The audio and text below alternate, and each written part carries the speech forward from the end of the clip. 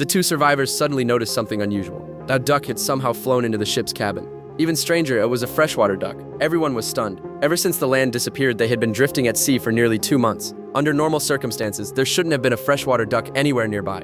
So where had this duck come from? To uncover the truth, the group immediately began studying the duck. Before long, they found a clue in its droppings. There were still undigested plant seeds inside. After analyzing the evidence, the two men reached a shocking conclusion. The duck had been living on land just 2 days earlier. They quickly reported their discovery to the captain. The doctor then conducted a more thorough examination of the duck. Not long afterward, an even more important clue emerged. The food found in the duck's stomach came from a tropical environment. That meant the place it came from, it couldn't be very far from the ship's current location.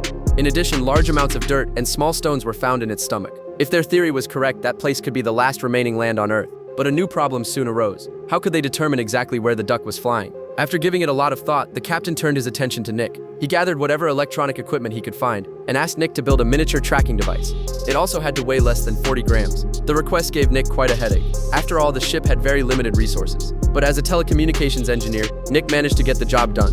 Soon the tracker was attached to the duck. Now all they had to do was release it. As long as they could keep tracking the signal, they had a chance of finding land. But reality proved far harsher than expected. After 2.5 days of tracking, the tracker suddenly went silent. The battery had completely died. Their only lead had vanished. Just as everyone was losing hope, the captain made another discovery the following day. Far out on the ocean, a massive ship was drifting toward them. The vessel was covered in rust, as if it had been abandoned for years. To gather more supplies, the captain decided to lead a boarding party himself. The team set out fully equipped. But when they entered the ship, everyone was shocked by what they saw.